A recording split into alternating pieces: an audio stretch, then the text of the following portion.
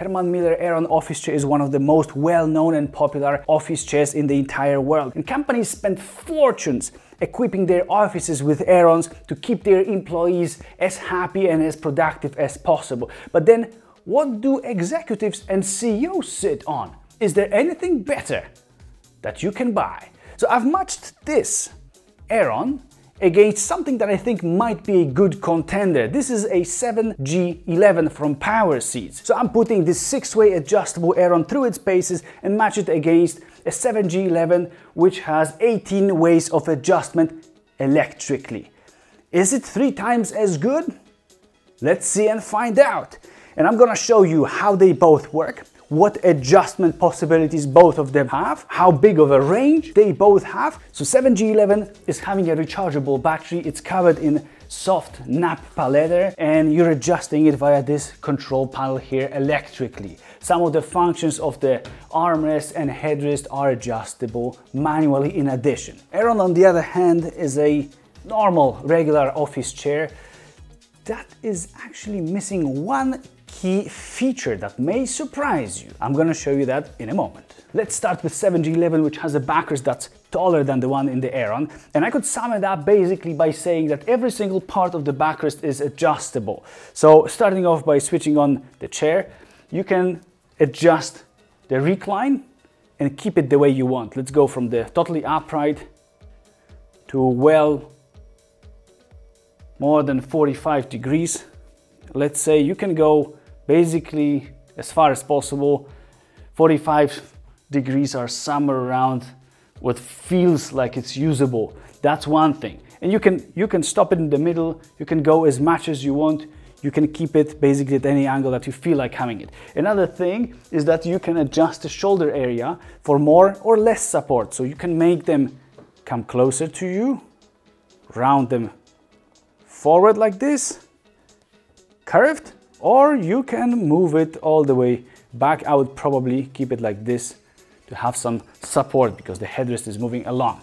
Another thing is side bolsters, which you can adjust as well by pressing another switch forward, and then they start hugging you. So you've got some support here. It's also kind of lifting you. Now I've got them fully squeezed and they won't let you really move left and right. However, if you're a bigger person or you just want it more flat, there you go. You can put them all the way to the sides.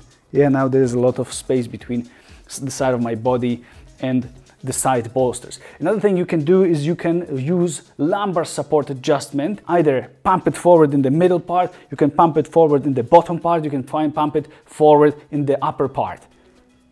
Everything with a flick of a switch. If you feel it's too much or you like to have it more inside, less bumpy, you just press the button back and it releases everything. It becomes more flat. So this is a experience that's actually unique. There's nothing like this in the world that lets you adapt to so many different body types, actually probably to all body types within some very wide range. The deal with that is that if you want it curved, bam, you press a switch, it's curved. You want it flat, no worries, it's flat. You want it narrow, there you go, it's narrow for you. You want it more forward, here you go, no worries. You want it extended back, there you go. There are so many options, so many combinations that allow you to use this chair that basically anyone should be able to find their spot. And so this chair is adapting to you instead of you having to adapt to the chair. Let's move to the Aeron. Here we've got 4-way adjustable backrest. And what you can do with it, you can unlock this ring here, which lets you move back. Another thing you can do is you can make the tension of this tilt control less.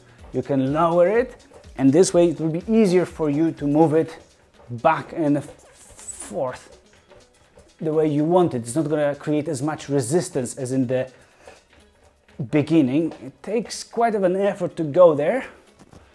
So you just keep going and you're there. Now you can easily, almost freely recline, and now I've unlocked this second level of tilt. So it's going all the way back. If you want it all the way there, you can limit it further, so you're only going to go this way, but there is no way to actually keeping it in this position, so it's always going to go forward.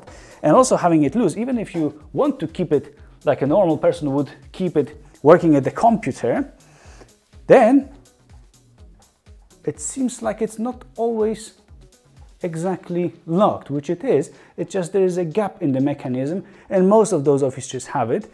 When you loosen it enough, every time you move or every time you sit on a chair, it's doing this thing, which you've got to make your peace with or decide that this is not for you. One more thing you can do is that on top of this lever, and now if you unlock this motion, you can also go slightly forward. You unlock both, you can use the whole range of movement forward, even all the way to the back. So that's one way, second way. So we've got two ways here. Another way of adjusting the backrest is using this knob here, which is supposed to push the lumbar support forward or release it going backwards. So you get to work with it. It's on both sides. Let's say now it's more saggy. I've pushed it fully. Now I'm working my way towards front. Oh, I start feeling some resistance in my fingers. I don't feel, oh, and I now feel, okay, that's it. Two last rotations actually I could feel, so the lumbar support was coming forward to create more resistance to make me sag less. I like it like one and a half rotations back. So we've got four-way adjustment here, and that's basically it. I'm gonna tighten it back so that it doesn't move uncontrollably backwards and forward. The mesh of the backrest is pretty nice. You're sagging pretty significantly here in it, especially if you're a bigger dude, which I am 1 meter 83 centimeters tall, so I consider myself average medium. Okay, now it's better. So this is a pretty nice experience. The thing is that by default, and that's the only position that you can keep it in when it's locked, you are moving a little bit, you're leaning a little bit back, and not everybody must necessarily like that. So if you don't like to have the chair in one position like this, the only option that you've got here is to just constantly be moving back and forth. I could sit like this for some time, not very long, because then I feel that my neck is needing to come forward. So that's why the headrest here. And of course the Aeron is not as plush, but at least thanks to the mesh, the ventilation is good if you're one of those sweaty ones. In 7G11, you also have height adjustable, let's lower it fully, headrest. It's now fully lowered. You can adjust it using this switch in the middle, lift it fully up. You can also stop it in the middle anywhere you want. This is it. That's the top position, so it's pretty good for guys that are much taller than me as well. Let's put it in a way that would suit me. Okay, that's one way of adjusting the headrest. Another way is you can, let's first straighten the backrest fully. It's kind of moving along with the shoulders area, but let's say you don't want that shoulder area to really support you. You want the backrest to be as flat as possible for whatever reason. But then on the other hand, you feel that you're lacking that support. So let's put it similarly to Aeron. So slightly tilting back. Let's say you're sitting like this, but you're reaching forward to the keyboard. So aside from the armrests, your head is kind of coming forward. And let's say that you don't like that exactly. You would like to have some support. So one thing you can do is you can make it come closer along with the shoulder area to support your head. But the other way you can do it is you can just pull it forward and like this. Let's make sure it's flat at the beginning and support your head. You can also stop it somewhere in the middle here or here to just have a little bit of contact, a little bit of support. Another thing you can do is you can adjust this cushion just by kind of making it hug your head if you're about to spend the night in the chair and you're not sure what time you're gonna fall asleep. And then this is becoming like a kind of cocoon. You can make this chair kind of wrap around you and just live with you, releasing all the pressure that there is. So that's a few things that you can do with the headrest. In case of the Herman Miller Aeron, this is an accessory. It doesn't come with it. This is a little bit flimsy. So you've got two knobs here. This one you need to work with not sitting on the chair. That's the height. It's actually not enough for me. It works more as a neck rest like this. but it's needed. You can also tilt it forward, and it kind of makes contact higher, which would be helpful, but still this is too low for me. Another thing you can do, you can unscrew another bolt here. You can move it either forward, let's say like this. See, it's a little bit flimsy, moving all the way around. So you can move it forward, you can move it back as well. And this you can do sitting on the chair. This is actually helpful because, again, it's leaning back and you can't do much about it in the main position. If you want it to be solid, sturdy, you've got to kind of make your peace with it. And I think the headrest is helpful. I would not buy it without the headrest. With the headrest, it's much, much, much better. Now, after the headrest, which actually is probably the most useful when you're also tilting the chair back, let's dig into what adjustments you've got in terms of the seats. So here, you've got the height adjustment with this lever. It goes down, it goes up the way you want it. After you sit on it, it's like, wow, it's pretty nice. It's a nicely sagging, nicely adapting to your shape seat. But then after 15 minutes, you're like, I actually start feeling something. Because it's like this, some of the pressure around this spot is the highest part of the chair. So this is at the same time where much of your weight is located. So after 15 minutes, you start realizing that it's not exactly as comfortable as you might expect it to be. Around 1 hour mark, in my case, it's getting uncomfortable and I struggle to sit in it. It is pretty narrow, which is okay generally. There is hard frame around, so if you come in contact with it, it's not very nice. And this part, if you're tilting back, is actually making the whole experience not that cool, because it's kind of, biting into your legs. It just starts hurting in the bottom of my thighs here. So this mesh, even despite it being springy, is just creating a lot of pressure when you sit a lot. So this is probably for one of those that just travel around and then just come for a moment, sit on the chair, do something, run somewhere else, and just, don't sit for hours in this chair. On the other hand, the experience on this is very different. Experience on 7G11 is plush, it's soft. You know that this is supposed to be comfortable. That was the idea. Here, in terms of seat, you've got some other adjustments. Let's put it first fully down. It's fully down. You can lift it up. It's really soft. It's also pretty narrow. Here on the sides you can see that, but there's no frame here. It's all soft padding. It's all wrapped in nappa leather, so it's a pleasant experience. It's a plush experience, one might say.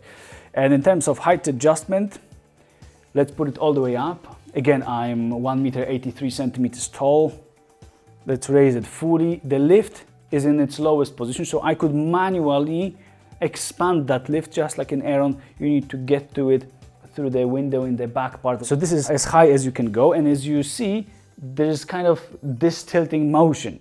So it's easy to get on it, in case that's something that you would find helpful. And the other thing you can do is you can change the angle of the seat itself.